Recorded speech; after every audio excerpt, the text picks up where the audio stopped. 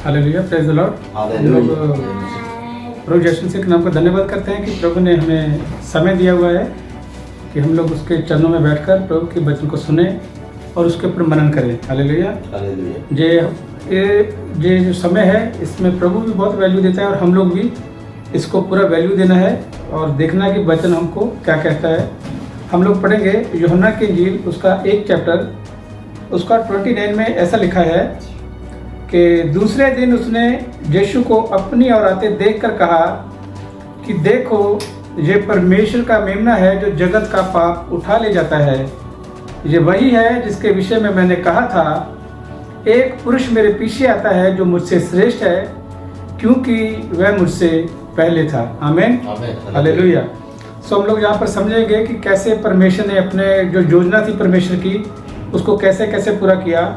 कि यूहन्ना उसके पहले ही जो लोगों को बता रहा था, बपतिस्मे के बारे में तैयार कर रहा था, तो जब भी प्रभु यीशु मसीह उसके सामने आया तो उसको आत्मा के द्वारा उसको मालूम पड़ा कि ये वही है जो मेरे से क्या है, पहले है और मेरे से क्या है, श्रेष्ठ है, मतलब उत्तम। तो इसी को हम लोग थोड़ा देखेंगे प्रकाशित वाक्य में उसका 5 चैप्टर निकालिए ब्रदर। और जैसे हम लोगों ने अभी पहले पढ़ा था यूहन्ना की इंजील में कि जब भी प्रभु यीशु मसीह को उसने आते हुए देखा बपतिस्मा लेने के लिए, तो यूहन्ना उसके विषय में गवाही देता है कि ये वही है जिसके विषय में लिखा गया हुआ है जो मुझसे पहले था और मेरे से क्या है, श्रेष्ठ है। और ये क्या है, ये परमेश्वर का मेमना है जो जगत के पाप को क्या करता है, उठा ले जाता है। और हम लोग देखते हैं कैसे प्रभु ने अपना पूरा योजना को किया, कैसे उसने पूरा दुख के अंदर से जाकर पूरा यातना को, कितना पीड़ा को सह कर उसने वो इस योग्य बना कि उसने वो मोहरों के तोड़ने के योग्य कोई ना मिल रहा था उसको। जहाँ से हम लोग, मैं पढ़ूंगा जहाँ से, फिर मैंने एक बलवंत स्वर्गदूत को देखा जो ऊंचे शब्द से यह प्रचार करता था कि इस पुस्तक के खोलने और उसकी मोहरें तोड़ने के योग्य कौन है। वो वहाँ पर जब ये स्वर्ग का उसको एक दर्शन दिखाया गया यूहन्ना को कि कैसे वो ऊंचे शब्द से पुकार रहा था कि कोई है जो इसको पुस्तक के ऊपर खोले या इसके ऊपर दृष्टि करे। तो आगे लिखा है, परंतु ना स्वर्ग में, ना पृथ्वी पर, ना पृथ्वी के नीचे कोई उस पुस्तक को खोलने या उस पर दृष्टि डालने के योग्य, मतलब कोई नहीं था जो उस पुस्तक को खोले या उस पर क्या करे, दृष्टि करे। तब मैं फूट फूट कर रोने लगा क्योंकि उस पुस्तक के खोलने या उस पर दृष्टि डालने के योग्य कोई ना मिला।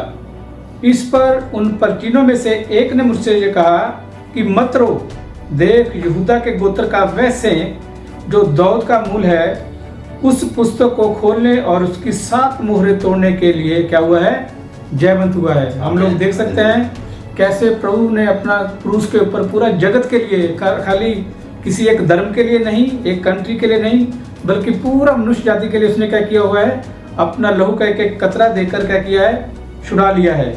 बस अभी हम लोगों को जरूरत है कि हम लोग उसके ऊपर विश्वास करें और अपने पापों से मुक्त होकर उसके बेटे और बेटियां बनकर उसके साथ साथ हम लोग चलें। तब मैंने उस सिंहासन के चारों प्राणियों और उन परचीनों के बीच में मानो एक वध किया हुआ मेमना खड़ा देखा। हालेलुया।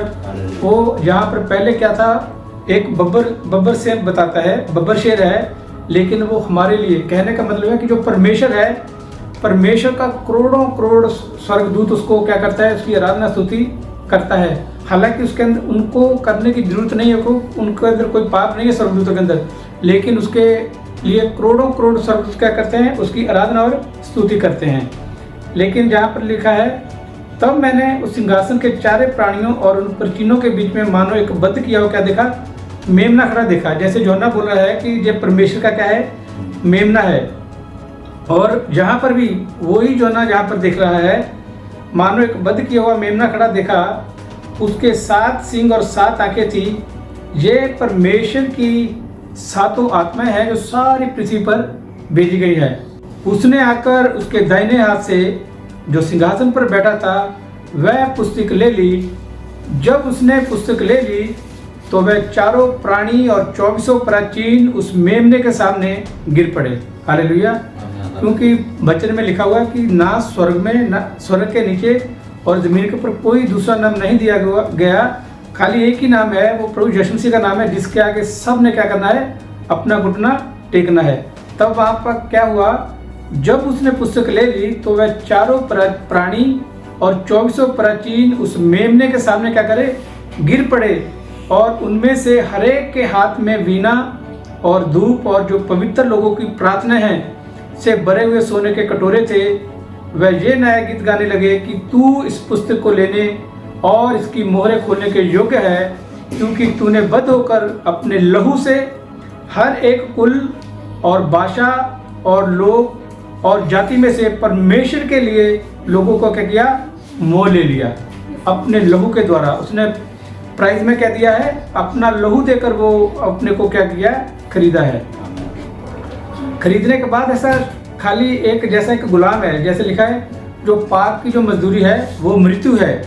लेकिन प्रभु ने खाली उधर से छुड़ाया नहीं है, छुड़ाने के बाद में एक दूसरा जो काम किया है, और हिंदी के बाइबल में लिखा है और उन्हें, हम लोगों ने उन्हें नहीं पढ़ना, हम लोग हमें पढ़ सकते हैं, क्योंकि हमारे लिए ये सब काम किया है प्रभु ने।